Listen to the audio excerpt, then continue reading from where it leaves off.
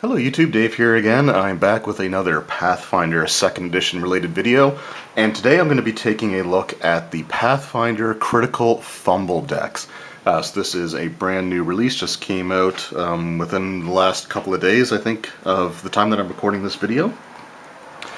And the critical hit cards and critical fumble cards, I have them for Starfinder as well as the critical hit cards for Pathfinder 2nd edition. And these things always go over, at least in my own personal experiences, really, really well. The critical fumble decks in particular seem to be the ones that people enjoy the most of the two. Because while it's cool to do some, nice stuff with a critical hit, critical fumbles tend to be the things that people remember the most, I find, when they're telling funny gaming stories.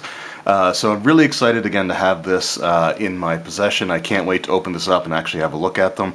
And unlike the critical hit cards, where I had actually had some issue with my footage and ended up being able to use them in between the time that I did the opening to the time that I actually finished the video, I'm not going to have that chance hopefully here, because it's going to be another few weeks, I think, before I get a chance to run another Pathfinder game.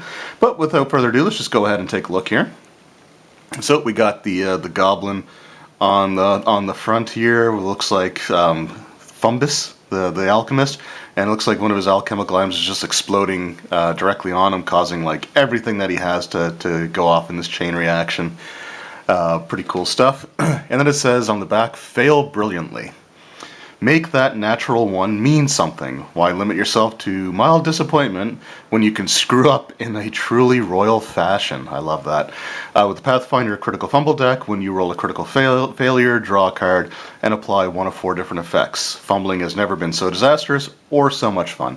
And if the Starfinder ones are anything to go off of, that really is the case here. The cards retail for $12.99 US. I think I ended up paying $17 or $18. I think it was $17 plus tax Canadian. But in my opinion, even though I haven't opened the cards yet, I know that that is going to be money well spent. I also picked up some sleeves for them, because you do shuffle these cards, and I like to keep them protected as much as possible. So these ones I've got sapphire sleeves for, so just to make sure that both decks look different when we separate the piles out. So anyway, I'm going to go ahead and open this up. It can be a little finicky trying to open this up without damaging the package, and I'm not going to subject you guys to 3 minutes of me fumbling around, ironically, with the packaging here. So I'm just going to cut to when I have the cards out of the box. So I'll get this open and I'll be right back. Alright, and that was actually a lot quicker than I was expecting it to be. That only took a few seconds, so let's just go ahead and slide the cards out here.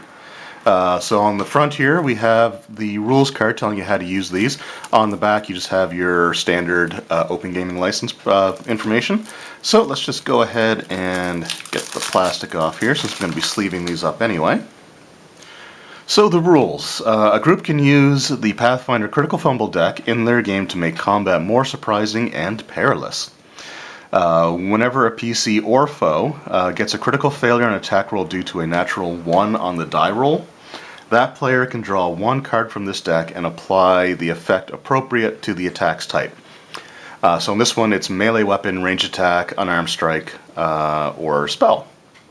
So unlike the critical hit deck, which was based off of like piercing, bludgeoning, slashing, or spell / alchemical bomb, this is based on the type of attack that triggered it, which is kind of neat.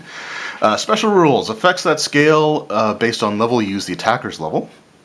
The save DC for an effect applied to a PC is a hard DC for the target creature or hazard's level. Effects applied to a foe use the PC's class DC.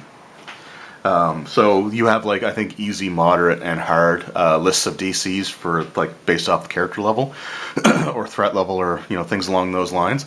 So with this, you always use the hard DC.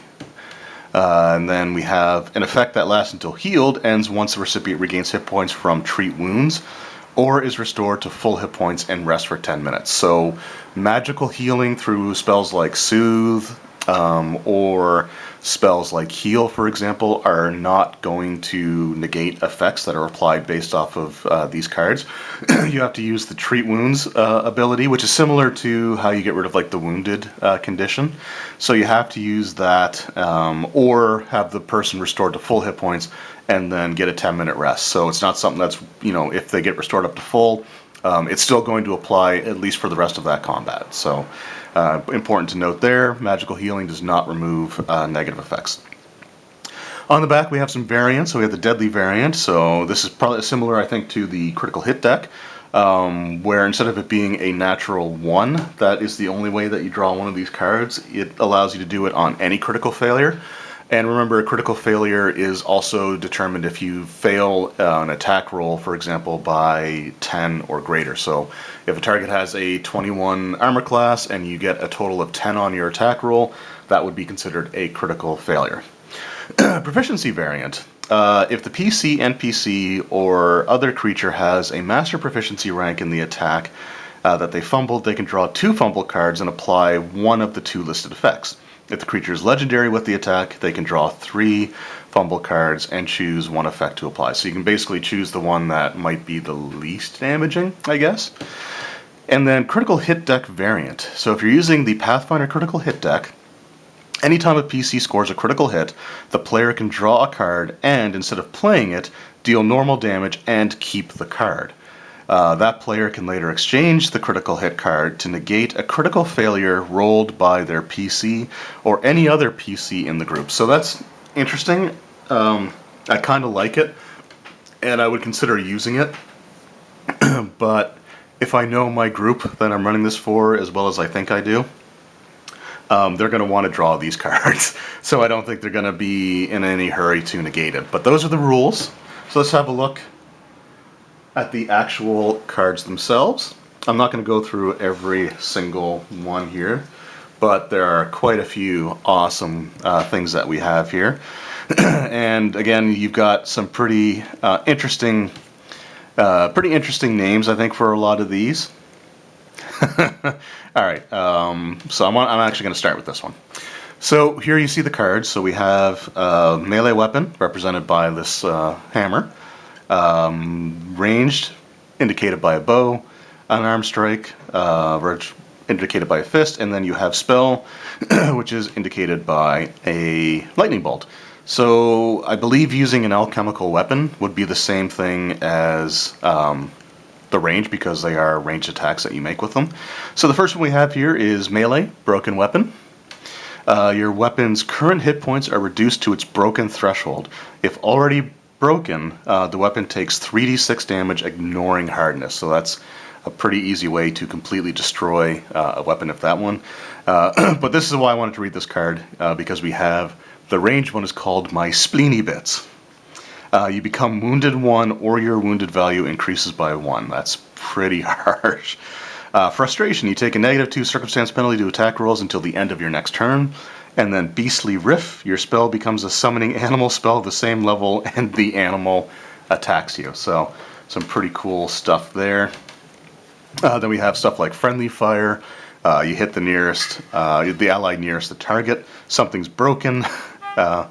You take 1d4 bludgeoning damage, and you can't use this attack until healed.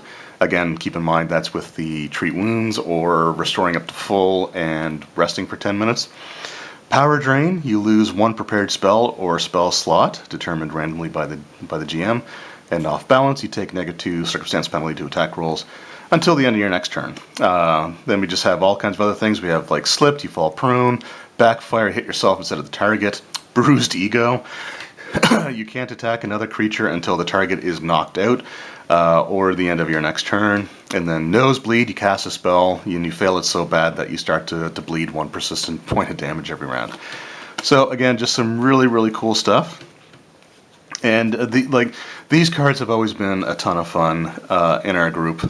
Like basing it off the Starfinder game. I know that rolling a natural 1 was as exciting, or whoops, it was as exciting, or even more exciting sometimes than scoring the critical hit.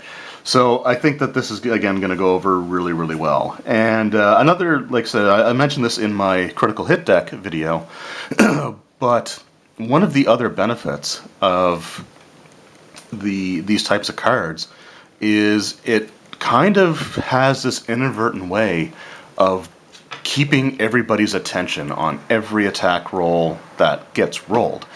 And, looking for that natural 20, looking for, that natural 1. And I noticed that it tends to keep people more engaged than you might normally have. So it just, I don't know if it's like that for every group, but that's what I've noticed personally in the games that I have run using cards similar to this in other, like in this case with the Starfinder RPG. So there's just, again, some really, really cool stuff, and if you're looking for a way to spruce up your combats, then these cards are always a great way to do that. They're always a fun time, and like I said, they usually tend to generate some stories that your players will probably not forget anytime soon. So I highly recommend these, and again, they're simple to use.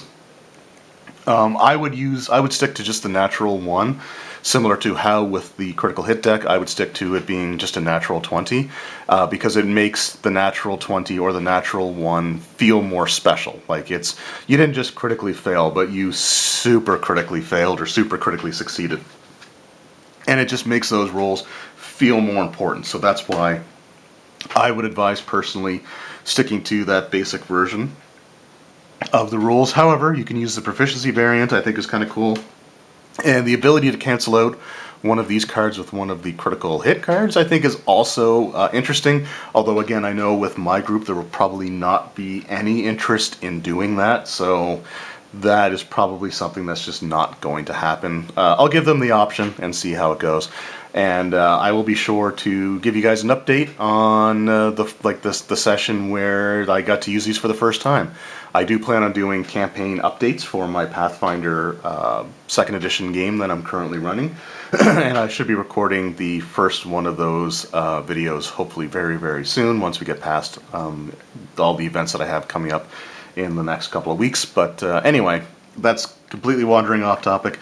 But again, these are just absolutely just a blast to have in your game, and I can't recommend these enough. Like I said, if you want to have a little bit more spice to your combats, then the critical hit deck and the critical fumble deck is the way to go. I would absolutely recommend having both of them together and not just choosing one over the other. And they're just great accessories. So again, highly, highly recommend them because these things are a ton of fun. Anyway, that was my opening and sort of my thoughts on the Pathfinder 2nd edition Critical Fumble deck. If you've actually used these in your game, let me know in the comments below what some of the effects were that you ended up having. Did you get, like, for example, the Butterfingers effect and drop the weapon or snap your string or tore a muscle trying to hit somebody with your fist? So again, I just really would like to know. I always enjoy hearing your guys' experience with these things. Anyway, thanks again for watching. Hope you enjoyed, and I will see you next time. Take care.